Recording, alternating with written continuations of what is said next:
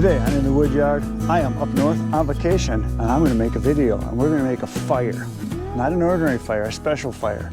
Here we go. So yes, I am on vacation with my family. We are staying at a cottage up in northern Wisconsin. It's not our cottage. We do a Airbnb every year. We find a place that's a house for rent and that's what we're doing. We are on St. Germain, Little St. Germain Lake. And we just got done with supper and my job for today is to build a fire, and I'm going to build a special fire.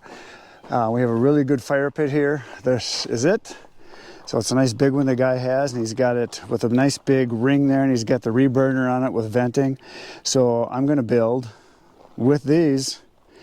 We're going to put a tower in there. We're going to do a Swedish candle or a torch fire or a chimney fire, whatever you want to call it.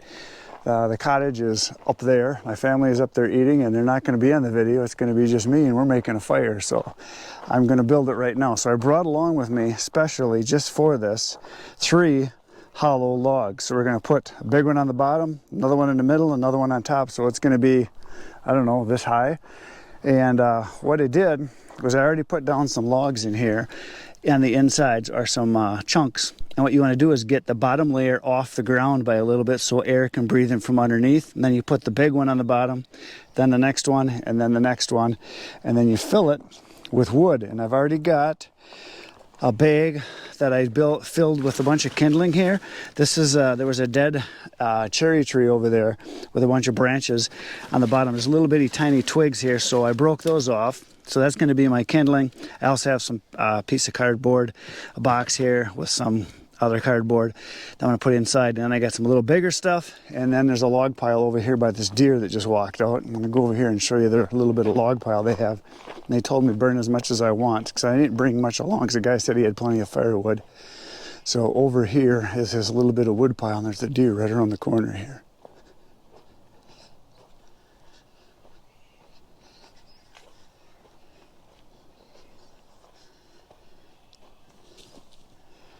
There you go, 2 fawns. There goes one, and there goes the other one. There they go. And there goes the mom. She just ran over that way, so there's 3 of them. Okay, so they're gone. But anyway, the guy's got some wood over here in a pile. There's really not anything special. It looks like a little bit of everything. It's just all piled up, not covered up. And then over here, he's got more wood that is under a tarp. Looks like there's oak and some maple in there. And I took from this pile, this is some cherry right here. And then he had some oak and maple. There's maple right here and then oak there and then more oak down here. So nothing special, but it's for a fire pit. So it doesn't really matter. So I just grabbed a bunch of it. And so we're going to light it up. Okay, so like I said, I did bring along 3 hollow rounds here, as you can see. This one's very hollow. This is the biggest one. This is red oak. And I got this over a year ago, probably a year and a half ago. It's been sitting and it was dead, standing wood that I bought, and it's very dry, but it's still very heavy, so I had to hop right inside of here. I try to get this one solid and level because you don't want it tipping over on you right away, because it eventually will tip over once it burns down. But so for right now, what I'm trying to do is just get it so that it's somewhat solid and somewhat in the middle. That's actually pretty good.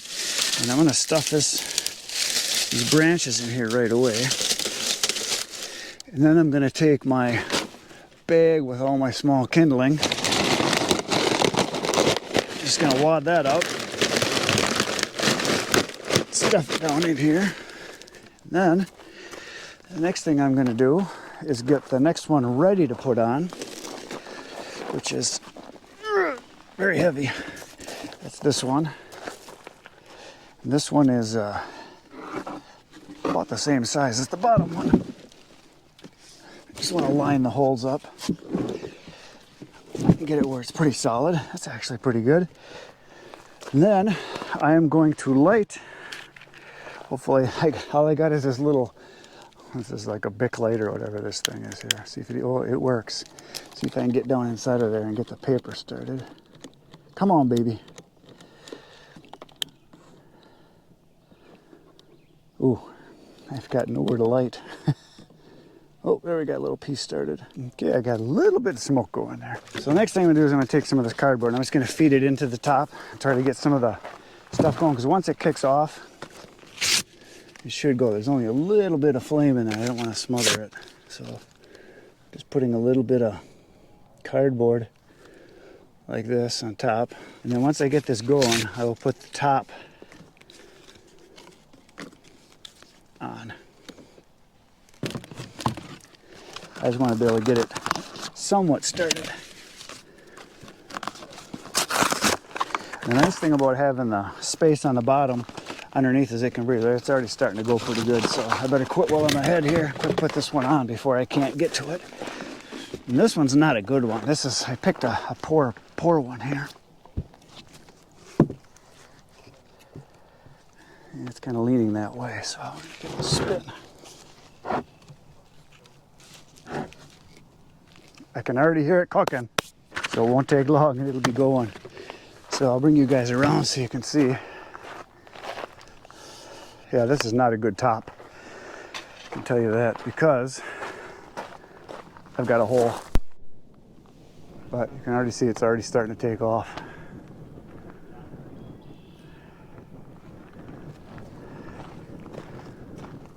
It didn't take long.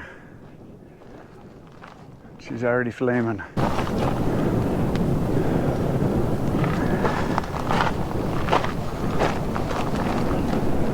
Yeah, the wood on the inside is a little wet, so she's smoking.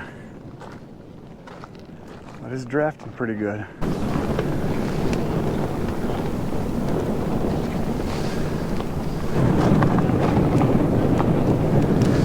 She's cooking fast now. That took what, a minute? A couple minutes? Wasn't long. So now what I would have done if it wouldn't have taken off is I would have just taken some more of these and just drop them in like this down into the hole, which you can do to keep it going, but it's going to be hot. It's not a real cool night, but it's not a hot night either. It's probably like 65 degrees right now. But that thing's going to take off and it'll be roaring.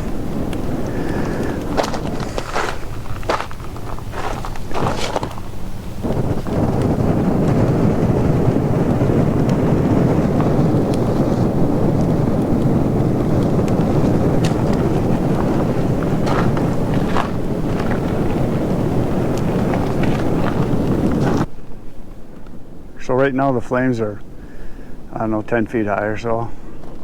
Because right here is about 6 feet, so yeah, it's taking off.